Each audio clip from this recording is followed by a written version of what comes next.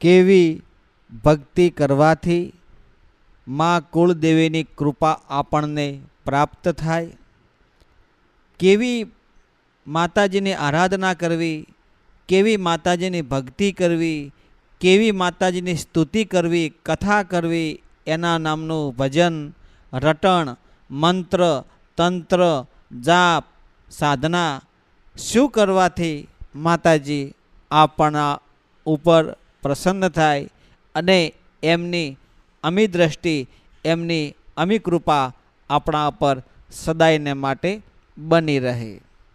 આપ તમામ મિત્રોનું હું દિલથી હાર્દિક સ્વાગત કરું છું આપણે આ મા વંદના યુટ્યુબ ચેનલમાં. તમે બધા મિત્રો હેમખેમ સર્વ કુશળ મંગળ હશો તેવી ગુરુદેવને, મા કુળદેવીને પ્રાર્થના હું કરું છું. મિત્રો, મૌન પ્રાર્થના કરીએ, મૌન વ્રત ધારણ કરીએ, મૌન પ્રાર્થના માતાજી સાંભળી શકે કે નહીં એવી આપણે ધારણા ધારતા હોઈએ છીએ. આપણી પ્રાર્થના માતાજી સાંભળે છે કે નથી એ પણ મગજમાં પ્રશ્ન હોય.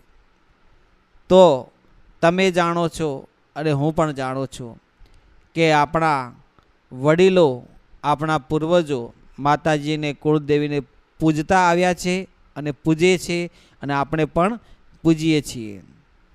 મિત્રો, જેમ કે આપણા કુળના એટલે કે આપણી પેઢીના વંશ પરંપરાગત આપણે એકબીજાને જાણતા હોઈએ છીએ. ધારો કે આપણા બાળકોને આપણે સારી રીતે ઓળખીએ છીએ, જાણીએ છીએ કે આપણે આપણા માણસને સારી રીતે ઓળખીએ કે એ કઈ રીતે જીવે છે અને શું કરે છે, એનામાં કયા ગુણો છે, કયા અવગુણો છે, કઈ રીતે જીવન જીવે છે, એનામાં શું ખૂબી છે એ આપણે જાણીએ છીએ. એટલે આપણે એને સારી રીતે ઓળખીએ છીએ. એ ચાહે દેખાવ ભલે ગમે તે કરતો હોય પણ એ અંતરથી કેવો છે, એના હૃદયમાં શું છે, મનનો કેવો છે, એનો ભાવ આપણે જાણીએ છીએ. કારણ કે આપણો છે એટલે એને જાણીએ છીએ.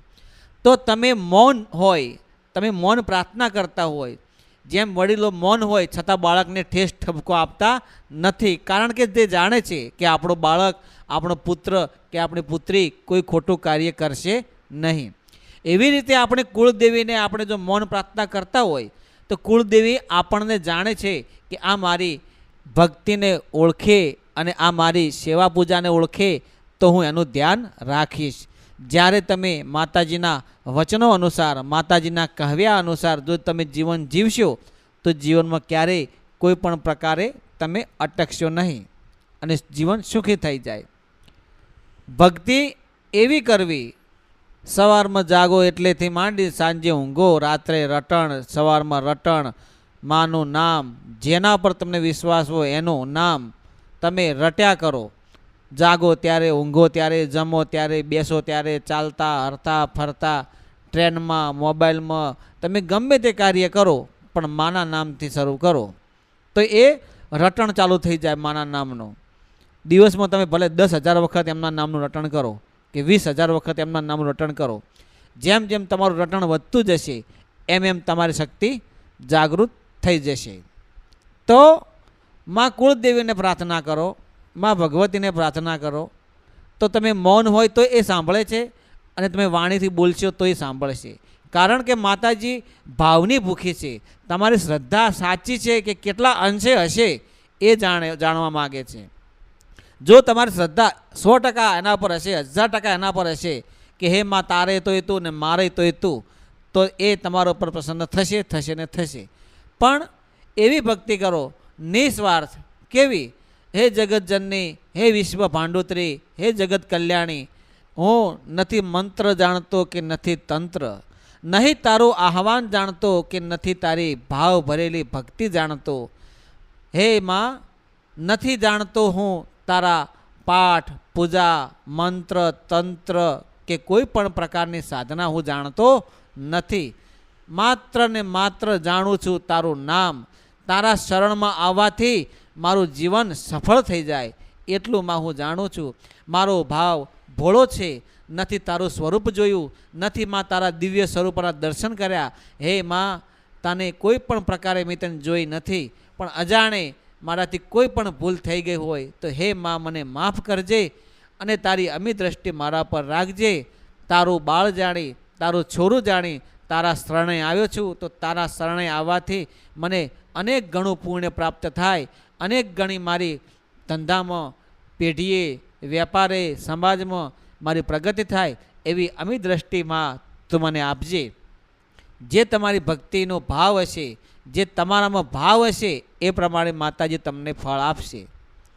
કારણ કે તમે કોઈનું ખોટું કર્યું નથી, કોઈનું લીધું નથી, કોઈનું પડાયું નથી અને ક્યારેય કોઈને નડ્યા નથી, તો તમારું જીવન સફળ થઈ જાય.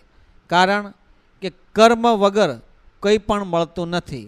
જેવું કર્મ એવું ફળ મળે છે અને જેટલું મહેનત એ પ્રમાણે આપણને મહેનતાણું મળે છે. એવી જ રીતે ભક્તિમાં જો ભાવ સાચો હોય, ભક્તિમાં રામ હોય, હૃદયમાં રામ હોય, તન મન તન અને વિચારોથી તમે શુદ્ધ પવિત્ર હોય અને એક જ તાંતણો તમારો બંધાઈ જાય દેવી શક્તિમાં, તો દેવી શક્તિ ઓટોમેટિક તમારા અંદર સકારાત્મકતા ઉર્જા તરીકે લઈ તમને સંકેતો આપે, તમને સારી દિશા બતાવે અને એ પ્રમાણે તમારું જીવન સફળ થઈ જાય. જય ગુરુદેવ, જય માતાજી.